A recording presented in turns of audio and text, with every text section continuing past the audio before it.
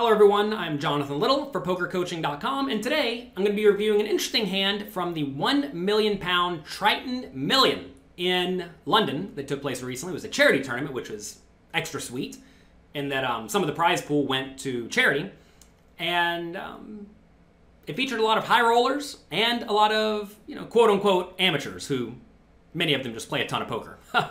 So anyway, in this hand, Cary Katz opens from early position with King 10 of spades, and then Chin here in the big blind calls with King 5 offsuit. Now, me knowing Cary Katz, knowing he's a little bit on the tight side, it's probably okay to just fold King 5 offsuit when Cary opens from under the gun, because you're just going to be severely dominated by either Ace King, King Queen, King Jack, King 10 suited, or a pair, right? So I think I may actually just fold the King X offsuit. That said, calling's probably fine if Cary min-raised it. So anyway, that's what happened pre-flop. And then the flop comes King 5-3. So now Chin checks, Cary continuation bets 15,000, a small continuation bet. And then Chin check raises. Now, I don't know anything about Chin, besides he was listed as a recreational player for this tournament. And he's a young guy, right? So those two things combined make me think we probably just need to never ever fold top pair type hands against this type of player. If your opponent is a super duper nit, like if you just know they only check raise with the nuts on the flop, you could actually fold stuff like King 10. But against any rational human at all, King 10 of spades, especially with the backdoor draw, is just unfoldable for Cary. You must continue. And Cary does. Now, turn brings a 10. Hello. And now, let's take a look at the stack sizes real quick. Cary has 500K, and the pot's 127. So Cary now really wants to figure out a way to get all the money in, because he has pretty much the effective nuts, right? So, the question is, if Chin bets, does Cary need to raise? And essentially, if Chin bets big here, say bets 100, pot's going to go up to 327, Cary's going to have 400 left. It's going to be pretty easy to get the rest of the money in by the river. If Chin bets tiny, like say he was to bet 30K, then maybe Cary needs to raise in order to get all the money in the pot. Given Chin did bet 105 though, see that right here. Given he bet 105, this is a very, very nice spot to call, because you really want to keep Chin in if he has 6-4 or 7-4 or 4-2 or an overvalued hand, right? Like maybe King Queen or Ace King somehow. Not that he's going to have those all that often pre-flop, but he may. So, this seems like a very nice spot for Cary to call. Don't be afraid of getting outdrawn in this scenario. Sometimes you're just going to lose. So, Cary does call, which I think is great. I have no problem with this hand so far. Notice pot's already gigantic. And now, a 3 comes off on the river, which is actually awful for Chin, because Chin now loses to pocket aces.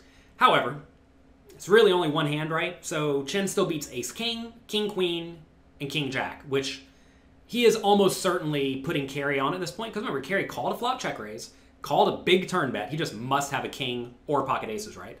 So now, there are 6 combinations of pocket aces. How many combinations of ace king? Well, there's 1 king left. Well, sorry, there's two kings left in the deck that Chin doesn't know about, and then 4 aces, so there's 8 of those. There's also 8 king queens.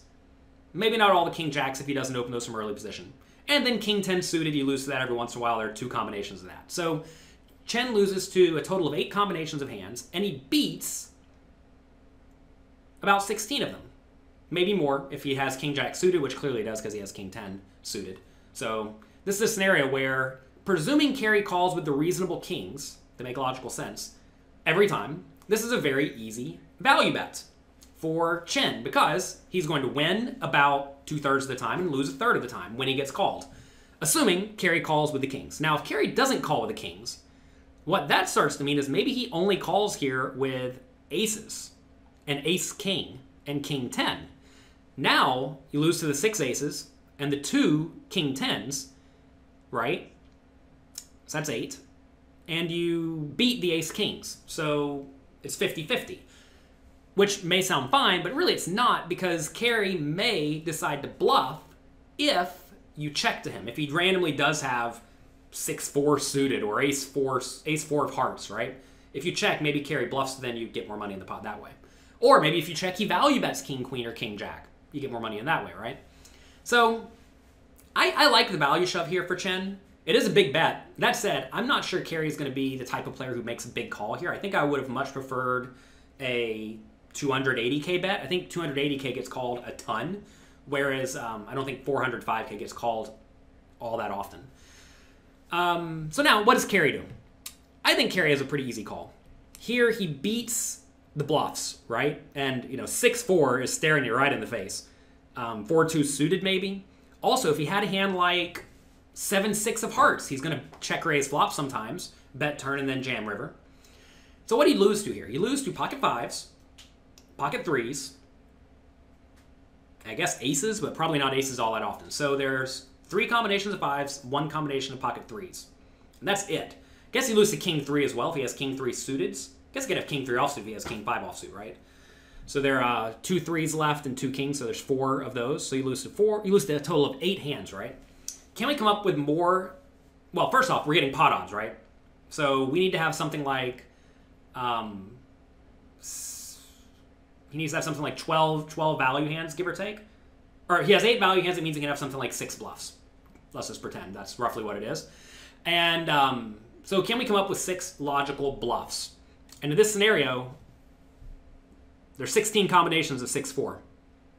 So that alone would make me call here pretty much every time, because there's only 8 combinations of good hands that would play this way, and then 16 obvious hands that would at least potentially bluff. Now, just because someone has potential bluffs in their range does not mean they're going to bluff them all the time, right? Sometimes they will, sometimes they won't. But 6-4 will like to bluff. If you had 7-6, especially 7-6 backdoor flush draw, those hands would like to bluff. So this is a scenario where I think Cary just has to call here. And then, that's not even counting the time that Chen makes a jam with a hand like king 5, because I can guarantee you, Chen is value betting here. He's not thinking he has the worst hand.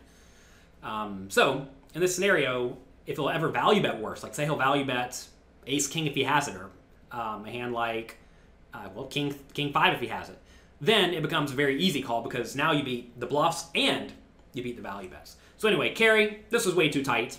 I think you just have to make the call here. Yes, it's no fun to call and lose in a £1 million tournament, but in this scenario, you just have to call. And you may say, well, I was really sure he loved his hand. The problem, though, is that sometimes people overvalue. Say you knew the guy was only value betting. Say you knew Chen was value betting somehow, which you can't know against good players. If you know he's value betting, then his range is king 5, king 3, pocket 3s, pocket 5s, right? So how many king 5s are there? There's 2 kings left and 3 5s. So that's 6 combinations of king 5.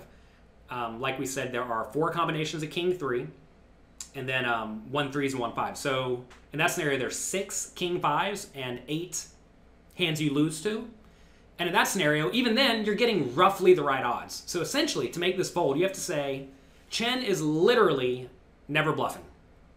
And it's hard to put any, youngish person on never bluffing, at least in my experience. So no matter how you look at this, Cary, I think you have to make the call. Anyway, this sure worked out for Chen, and it's always fun whenever you are value betting and somehow get a better hand to fold.